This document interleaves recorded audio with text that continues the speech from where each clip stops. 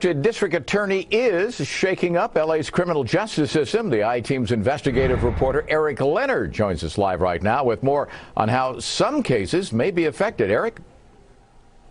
Yeah, Chuck, the LA County's new DA campaigned on promises of justice reform, and there's no question he followed through right on the first day with new rules to erase bail for the accused and reduce punishment for thousands of others facing prison.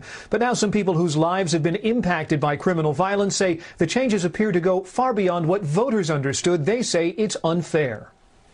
Maybe Gascon is about reform, but the stance he's taking from day one since he was sworn into office has been outrageous. Juliana's fiancé, LA County Sheriff's Deputy Joseph Solano, was ambushed and murdered while off-duty at a restaurant in Alhambra last year. Gascon's new rules could mean the accused killer, who's already charged with murdering a second man on the same day and once likely faced a sentence of life without parole, could now serve much less time. And I think he needs to truly look at the issues at hand and to take into consideration the victims in all of these horrible, horrific crimes, because their lives have forever been affected. Gascon's rules mean an end to extra punishment for things like gang involvement or the use of a gun. These policies yield no benefit to public safety.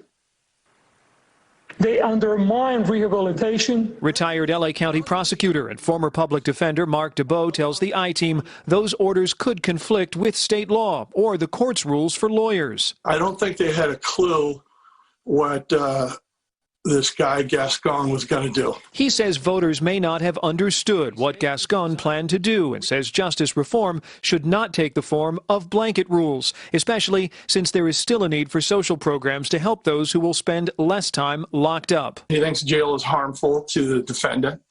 He doesn't seem to care so much about whether the defendant's freedom is harmful to the community or to other victims. Gascon's office told NBC4 in a statement the new rules are not going to haphazardly free dangerous criminals and said some reports have sensationalized unfounded concerns, painting a broad brush about these policies in the context of a handful of tragedies would be a mistake.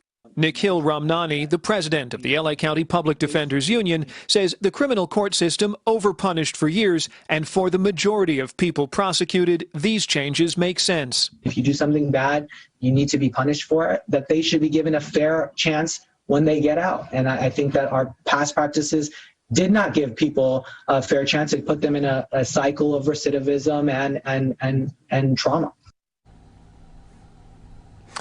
Now, we asked Gascon to help explain the intent behind all of these changes beyond what he said during the campaign and last week during his swearing in. His office says he's eager to discuss all of this, but just couldn't do it today. Now, some crime victims and their families tell us they plan to protest outside Gascon's office in downtown LA tomorrow. Reporting live, I'm investigative reporter Eric Leonard, NBC4 News. Back to you.